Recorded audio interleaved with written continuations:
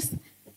Nah, waktu 2019 kemarin mungkin banyak teman-teman tahu soal kasus ujaran rasisme yang terjadi di Surabaya. Nah, kebetulan kami juga mahasiswa Papua melakukan protes di depan istana.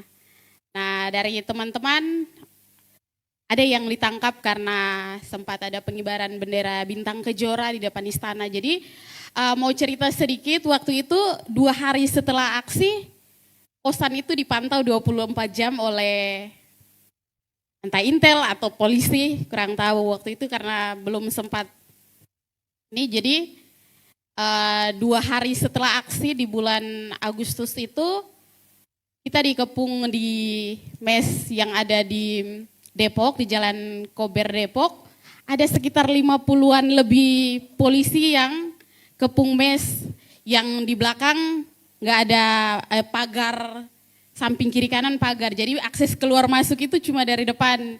Jadi dikepung tanpa ada pemberitahuan dari ke RT sama RW. Jadi waktu itu kita digeledah untuk cari yang namanya bendera bintang kejora, yang sampai ke persidangan pun barang bukti itu tidak ada. Nah, waktu itu ada salah satu anak yang di bawah 3 tahun. Jadi karena masuknya orang asing dengan langsung ditodong sama pistol. Nah, itu buat dia trauma yang mungkin nanti ke depan rasa trauma itu masih ada. Jadi sebagian dari kita itu ditodong sama pistol, bahkan handphone dirampas. Baju, salah satu baju juga dirampas, termasuk baju kaos ini juga sempat diambil. Apa salah dengan baju kaos yang dipakai Cika saat ini? Itu sampai ada beberapa yang ditarik paksa, kaosnya sampai robek, ada yang dipukul sampai pelipisnya pecah, dan ada 2 teman kami yang dibawa paksa malam itu juga 30 Agustus 2019, Dano dan Charles dibawa paksa ke Polda. Waktu itu kita menyusul Dano dan Charles, ada salah satu polisi ketika kita negosiasi masuk, polisi bilang ke Cika gini, ngapain cewek malam-malam masih mau tunggu di sini, terus yang ditahan di dalam apakah bunga atau boneka, itu juga bagian dari kita. Terus kita sempat bilang kalau seandainya Bapak mau tahan soal aksi protes kami soal ujaran rasisme, harusnya dibawa semua. Kenapa yang dibawa cuma 2 orang? Berdebatlah sampai mereka adain taksi untuk suruh kami pulang. Kami bermalam di situ sampai pagi. Terus ternyata 2 teman kami ini dibawa lagi dipindahkan ke Makobrimob. Yang orang-orang tahu itu tempatnya para teroris yang bisa ditahan di sana. Di situ pun ketika teman-teman Dano, Charles, Surya, Ambros, Arina ditahan, waktu besuk itu, kebetulan waktu itu ada orang tuanya Bang Sur yang sempat hadir, terus kita ada salah tembak.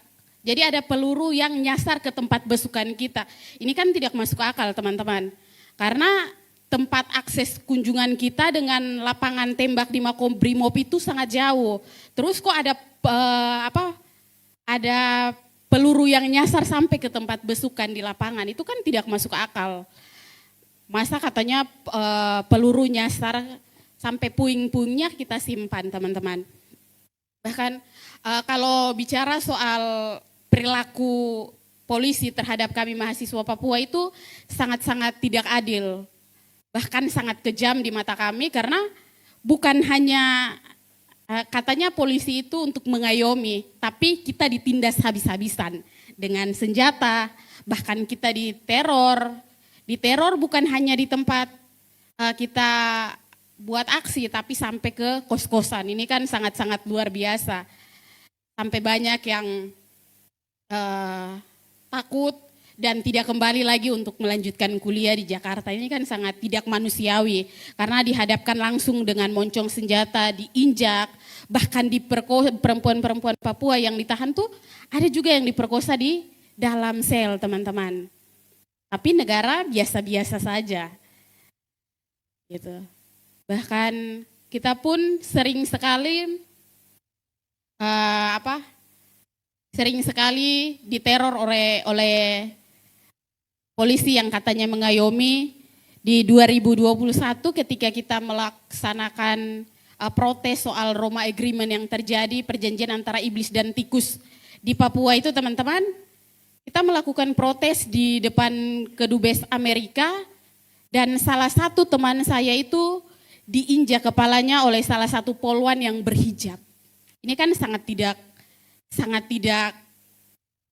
manusiawi. Dia juga seorang perempuan, terus dia injak kepala teman saya di aspal.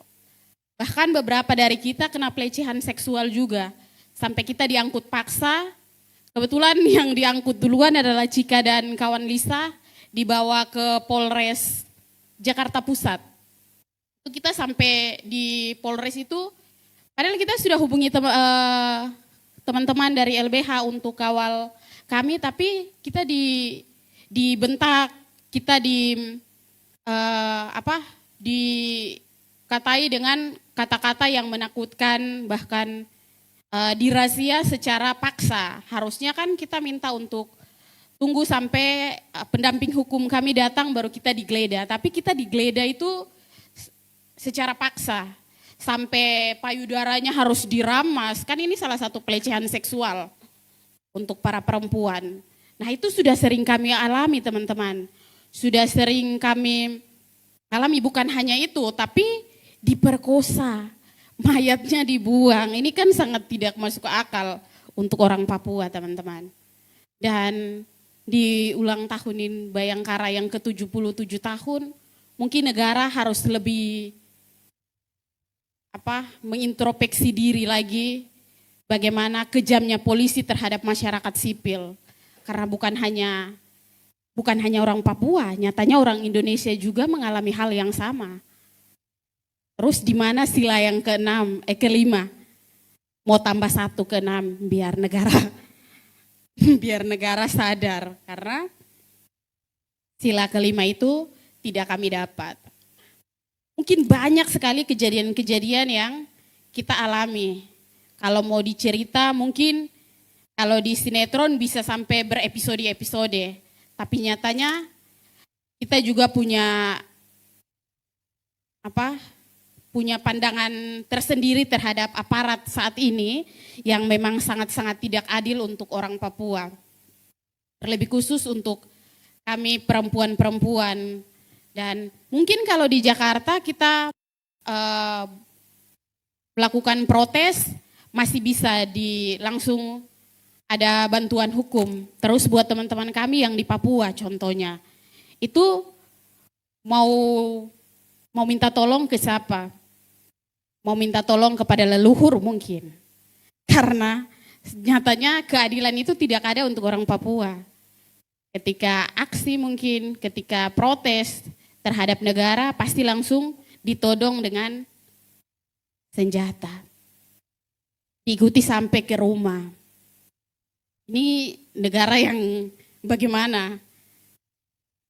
Karena bukan hanya di Papua itu lebih sadis lagi. Kalau di Jakarta mungkin teman-teman yang sering aksi tahu bagaimana kejamnya polisi terhadap mahasiswa Papua. Bahkan buat kakak-kakak pendamping hukum dari LBH, Kontras yang selalu kawal ketika kami melakukan protes terhadap negara ini soal keadilan yang terjadi di Papua. Banyak sekali intimidasi yang kami dapat. Teror, nah mungkin hanya intimidasi, teror, pukulan yang kami dapat. Kalau teman-teman di Papua, keluarga yang ada di Papua, nyawa taruhannya kawan-kawan, nyawa. Jadi langsung hari ini kok lewat. Tidak ada ampun untuk teman-teman yang ada di Papua. Jadi mungkin polisi-polisi yang ada nonton di YouTube nih sadar sudah. Kebiasaan buruk kayak begitu tuh, kok punya nyawa 2 kah? Nyawa 1 juga toh. Kok juga sama-sama makan nasi. Jadi stop bunuh orang Papua sudah. Dengan kok punya kelakuan, kok juga dibayar dari orang Papua. Jadi stop. Kasihan kalau setiap hari harus ada darah yang bercucuran karena kok punya pakaian seragam. Kok pakaian seragam tuh juga orang Papua yang bayar. Jadi tolong sadar sudah. Banyak darah yang kalian sudah ambil. Banyak nyawa yang sudah kalian bunuh. Seolah-olah orang Papua ini bukan manusia. Jadi stop bertingkah konyol, stop buat diri kayak Tuhan sudah yang cabut orang punya nyawa hari ini juga. Jadi itu saja refleksi atau testimoni yang Cika bisa bagikan kepada teman-teman soal bagaimana sikap polisi terhadap kami. Karena sampai hari ini banyak trauma mama-mama yang mau ke kebun. Dia hari ini izin ke kebun, tapi diperkosa di pinggir jalan. Tidak sampai ke kebun. Bahkan perempuan-perempuan juga diperkosa di pinggir jalan, belum sampai ke kebun. Bahkan di dalam ruang tahanan pun diperkosa. Tapi polisi itu biadab juga.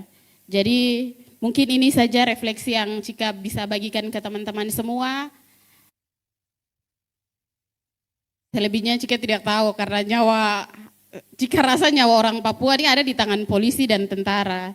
Bukan di tangan Tuhan. Jadi ya bertingkahlah seperti manusia pada umumnya para polisi dan tentara ini. Terima kasih.